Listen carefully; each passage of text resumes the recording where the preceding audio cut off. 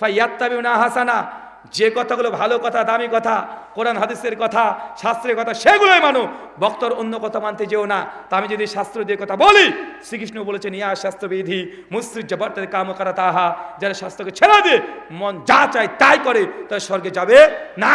আমি শাস্ত্র নিয়ে কথা বলছি, সমাজে কি চলছে আমার দেখার দরকার নেই, দেখার দরকার আছে শাস্ত্র যা আছে আমরা তাই বলবো।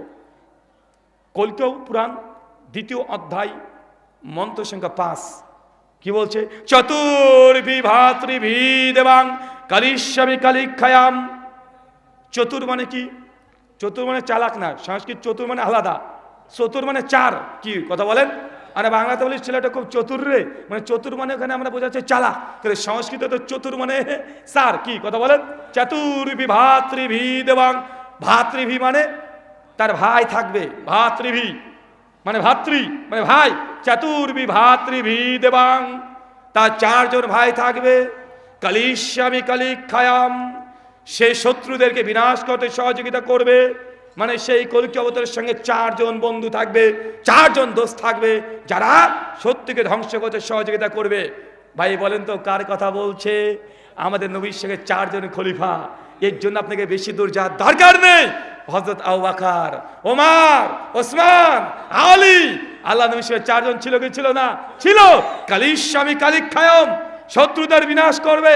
আল্লাহ নবীর সঙ্গে 4 খলিফা 25টা যুদ্ধে অংশগ্রহণ করে শত্রুকে বিনাশ করে ইসলামকে প্রতিষ্ঠা করেছে কি করে নাই? মন্ত্র বলছে কল্কি পুরাণ 2য় অধ্যায় মন্ত্র সংখ্যা 7, যত জুয়াং দেবাং রতা সংসবাতনে রতা। কল্কি অবতার যখন যুদ্ধের মাঠে অবতীর্ণ হবেন, সেই সময়তে স্বর্গীয় দূত এসে কল্কিকে সহযোগিতা করবে। বলেন তো কিসের কথা বলছে? সূরা আলে ইমরান সূরা নম্বর 3 আয়াত নম্বর 23 থেকে 25। আল্লাহ নবী যখন বদরের যুদ্ধে প্রান্তে মাত্র 313 জন সাহাবীকে নিয়েছেন, কাফেররা কয়েক হাজার। যখন মুসলমানরা যুদ্ধের মাঠে আছে, আল্লাহ আসমান থেকে ফেরেশতাকে নাজিল করেছে কি করে নাই? বলছে ফেরেশতারা মানে দেবদূতরা কল্কিকে যুদ্ধের ময়দানে সহযোগিতা করবে, রণক্ষেত্রে সহযোগিতা করবে। আরে আমার নবীকে বদরের যুদ্ধে ফেরেশতারা সহযোগিতা করেছে। মিলছে কি মিলছে না? কল্কি পুরাণ 2য় অধ্যায় মন্ত্র সংখ্যা 15 কি বলছে? দ্বাদশ শুক্ল পক্ষাসি মাধবী মাসি মাধবা। দ্বাদশ শুক্ল পক্ষ আজকে কি কৃষ্ণপক্ষের 14 তারিখ না? শুক্ল সংস্কৃত ভাষার ডিকশনারি মানে ক্যালেন্ডার তাদের আলাদা। দ্বাদশ শুক্ল পক্ষাসি মাধবী মাসি মাধবা, বাংলা মানে দ্বাদশ মানে কয়? শুক্লপক্ষ মানে পক্ষ 2টা, একটা কৃষ্ণপক্ষ একটা শুক্লপক্ষ। শুক্ল মানে সাদা, কৃষ্ণ মানে কালো। শুক্লপক্ষ মানে পূর্ণিমার সে রাতগুলো, কৃষ্ণপক্ষ মানে অন্ধকার রাতগুলো। কথা কি বুঝতে পারলেন? মাসকে 2 ভাগে ভাগ, একটা পূর্ণিমা আর একটা অন্ধকার বলে না? তো সংস্কৃত বলে শুক্লপক্ষ কৃষ্ণপক্ষ। মন্ত্র বলছে দ্বাদশ শুক্লপক্ষ মানে চাঁদের 12 তারিখে, দ্বাদশ তারিখে এই কল্কি অবতার জন্মগ্রহণ করবে। মানে চাঁদের 12 তারিখে জন্মগ্রহণ করবেন কল্কি অবতার। আমাদের নবীর জন্ম তারিখ নিয়মিত থাকলেও ইমাম ইবনু কাসির রাহিমাহুল্লাহ আলাইহি বিদায়া ওয়ান নিহায়া 2য় খণ্ডের 98 নম্বর পৃষ্ঠায় তিনি আলোচনা করেছেন নবী মুহাম্মদ সাল্লাল্লাহু আলাইহি সাল্লাম জন্মগ্রহণ করেছেন রবিউল আউয়াল। আউয়াল মানে কি? প্রথম। রবিউল আউয়াল মাসের 12 তারিখ। তারিখটাও তো মিলে যায়, মিলে কি মিলে না? এটা কি আমাকে নতুন করে শেখাতে হবে?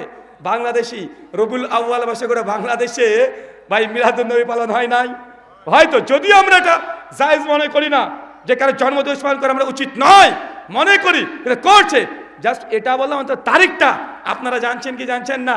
বাংলাদেশে ছুটি 12 রবিউল আউয়াল, ইন্ডিয়াতে সরকারি ছুটি কেন? নবীর জন্মদিবস হিসাবে দ্বাদশ শুক্ল পক্ষসি মাধবী মাসি মাধব। এই কল্কি অবতার জন্মগ্রহণ করবে শুক্লপক্ষের মাধব মাসের 12 তারিখে জন্মগ্রহণ করবে। চাঁদের প্রথম 12 তারিখে আমাদের নবী রবিউল আউয়াল মাসের 12 তারিখ জন্মগ্রহণ করেছে। ভাই ডেটটাও মিলে যাচ্ছে। আর কোনো সন্দেহ থাকার আছে? আর সন্দেহ আছে? আমি যখন পণ্ডিতজিকে বলছি, পণ্ডিতজি তখন আমাকে বলছে যে রুহুল আমিন ভাই আপনার কথা যুক্তি আছে। প্রথমে উষ্ণাস করে তাই হয় নাকি? তোমাদের নবী আমাদের কেন অবতার হতে যাবে বাবা? কেন বাপু তাকে না মানবো? তো যখন আমি একটার পর একটা যখন বলতে শুরু করেছি, আর এই মন্ত্রগুলো তারা জানে না তা না, জানে, সবগুলো মন্ত্রই তাদের জানা আছে। আমি যা জানি আমার চেয়ে ডবল জানে। আপনার কি মনে হচ্ছে জানে না? আমাদের যে হুজুরা মাজারে সিজদা দেয় ওরা কি জানে না যে সিজদা দেওয়া হারাম? জানে, তারপরে দেয় কেন? ব্যবসা। কয়দিন আগে শবে বরাতে রাত্রিবেলাতে অনেকে জাগলো না ভাইজান, লাইটিং করলো না মসজিদে। আপনি কি মনে করছেন হুজুর জানে না? আরে হুজুর জানে, তাহলে হুজুর বলে না কেন হাদিয়া পাইছে ওই রাত্রিতে? এখন যদি বন্ধ করে দেয় হাদিয়া পাবে? কথা বলেন। হুজুর জানে বাপ মারা গেলে 40 খানা দিয়ে 5 পয়সা লাভ নাই, ওই 7 দিনে মিলাদ দিয়ে 5 পয়সা লাভ নাই। হুজুর জানে না মনে করছেন? হুজুর জানে, বলে না কেন? ও লস যে। হুজুর এটাও জানে ওই যে তাবিজ দিয়ে কোনো কাজ নেই, তাবিজ শিরিক। তো হুজুর জানা পরে করে কেন? লস, ব্যবসায় লস খাবে। কথা কি বুঝতে পারছেন? আপনি মনে করিয়েন না যে পণ্ডিত ব্যক্তি বা মৌলবী ব্যক্তি তা জানে না, তা জানে। জানার পরে ব্যবসার খাতিরে তার এই সত্য কথাগুলো অনেকে বলে না। কথা কি বুঝতে পারলেন?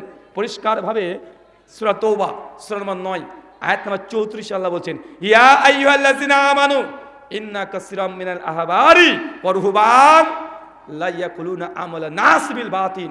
শোনো, সমাজের মধ্যে কিছু পণ্ডিত ব্যক্তি থাকবে, কিছু হুজুর শ্রেণীর ব্যক্তি থাকবে, আর কিছু জ্ঞানী পণ্ডিত থাকবে, কিছু পীর সাহেব থাকবে। তারা দেখবে মানুষের টাকাকে আত্মসাৎ করবে, ধর্মের নামে মানুষকে ভয় দেখিয়ে আত্মসাৎ করে টাকা বিল বাতিল, বাতিল পন্থায় হজম করবে। বা আমার কথা না কোরআনের কথা? আল্লাহ বলছে দেখবেন আহবারি ও রুহবান মানে কি? মানে পণ্ডিত ব্যক্তি আর পীর সাহেব। রুহবান মানে সুফি, যারা বৈরাগ্য পোষণ করেছে, যারা পীর সাহেব, এরাও মানুষের টাকা পয়সাকে আত্মসাৎ করবে বিল বাতিল, বাতিল পন্থায়। করে কি করে না? করে। আপনি মনে করেন না যে তারা জানে না, সব কিছুই জানি, কিন্তু আমরা অনেকেই মানতে চাই না। আপনি তো নিজে, শুধু হুজুরের কথা বললে হবে, আপনি নিজেও জানেন সিগারেট ক্যান্সারের কারণ। আপনার সিগারেটের গায়ে লেখা থাকে, তারপরে ডাক্তার প্রেসক্রিপশন লিখছেন সিগারেট খাবেন না, হাতে একটা সিগারেট টান দিচ্ছে আর বলছে আপনাকে তামাক খাওয়া শেষ মানে ছাড়তে হবে। ভাই বলেন তো, ও জানেন না? আপনি জানেন না মদ খাওয়া খারাপ? হারাম কি হারাম না পরে ব্যাপার। মদ যে ক্ষতি করে মানুষের জন্য, জানেন কি জানেন না? জানেন। তারপর মানুষ খায় কি খায় না, তার মানে বোঝা গেল মানুষ জানা বোঝার পরেও অনেক ক্ষেত্রে গিয়ে ভুল করতে চায়, ভুল করে। কেন? দুনিয়াবি কিছু ফায়দা। মদ খেলে সাময়িক কিছু ভালো লাগে, বিড়ি খেলে সাময়িক কিছু ভালো লাগে, মাথাটা একটু কেমন কেমন করে, এই সাময়িক ভালো লাগার জন্য ও ধ্বংস হয়ে যাক তবুও ভালো, তারপরে খায় কি খায় না। তো সনাতন শাস্ত্রে মুহাম্মদ সাল্লাল্লাহু আলাইহি ওয়াসাল্লামের ব্যাপারে অনেকগুলো ভবিষ্যৎবাণী আছে, মাত্র এই কয়টা আপনার কাছে বললাম। মানে এখান থেকে আপনাকে বোঝানোর চেষ্টা করলাম, আল্লাহ যে কথা বললাম আমার নবী মুহাম্মদ সাল্লাল্লাহু আলাইহি ওয়াসাল্লামের কথা, তিনি যেমন তেমন নবী নন, তিনি সর্বশেষ নবী। পৃথিবীর সমস্ত ধর্মগ্রন্থেই আছে। বিস্তারিত যদি জানতে চান এই বিষয়ে আমাদের ইন্ডিয়াতে আমার সঙ্গে 2020 সালে 6 অক্টোবর কলকাতা বাপটিস্ট চার্চে একজন খ্রিস্টান পাদ্রীর সঙ্গে ডিবেট হয়েছিল। কেউ দেখেছেন ডিবেটটা? যে মুহাম্মদ সাল্লাল্লাহু আলাইহি ওয়াসাল্লামের ভবিষ্যৎবাণী বাইবেলে? তুমি একজন দেখেছো? ইউটিউবে আজকে যাবেন, লিখবেন খ্রিস্ট ধর্মে মুহাম্মদ সাল্লাল্লাহু আলাইহি সাল্লাম। 3 ঘন্টার ডিবেট হচ্ছে খ্রিস্টানের সঙ্গে। শুধু হিন্দু ধর্মে নয়, খ্রিস্টানদের বাইবেলে, তাদের বাইবেলেও আল্লাহ নবীর নাম একদম স্পষ্ট মেনশন করা আছে, direct. Song of Solomon chapter 5 verse 16 Bible, old testament, যেটা হিব্রু ভাষা আছে। কি ভাষায়? কি ভাষায়?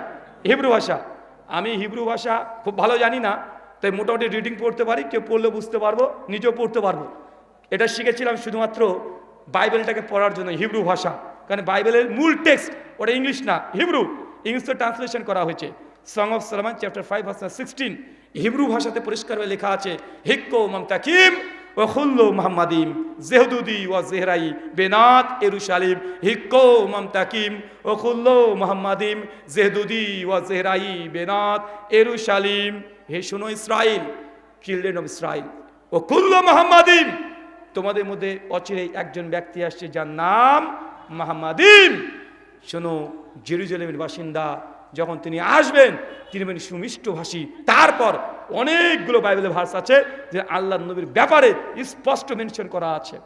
ডাক্তার জাকির নায়কের অনেক আলোচনা আছে এই বিষয়ের উপরে, দেখেছেন ইউটিউবে অনেক আছে যে মুহাম্মদ সাল্লাল্লাহু আলাইহি ওয়াসাল্লামের কথা বাইবেলে, ওল্ড টেস্টামেন্ট, নিউ টেস্টামেন্ট। আলহামদুলিল্লাহ আমার কাছেও বই আছে, আমার লেখা বড়দিনের উপহার। খ্রিস্টানদের বাইবেলে কোথায় কোথায় কি সমস্যা আছে, কেন আমরা বাইবেল মানি না, কেন তরজ জবর ইঞ্জিলকে আমরা বিকৃত বলি, আমি বাইবেল থেকে বেশি পাই নাই, 350 খানা ভুল পেয়েছি মাত্র আমার গবেষণাতে। আরও আছে, দ্বিতীয় খণ্ডে ইনশাল্লাহ আসবে। গাড়িতেও বইটা রাখা আছে, বইটার নাম বড়দিনের উপহার। মানে আমরা বলি না যে তরজোর ইঞ্জিন বিকৃত হয়েছে, এটা তো দাবি, প্রমাণ কোথায়? প্রমাণ করতে হবে কি হবে না? তো কোথায় কোথায় বিকৃত আছে আমি সেগুলো পৃষ্ঠা নাম্বার দিয়ে লাইন নাম্বার উদ্ধৃতি করে আমি বইটাকে রচনা করেছি। যাদের প্রয়োজন হবে বইটা নিয়ে যাবেন। অমুসলিমদের দাওয়াতি কার্যক্রমের জন্য এই বইগুলো আপনার কাছে মানে গুরুত্বপূর্ণ।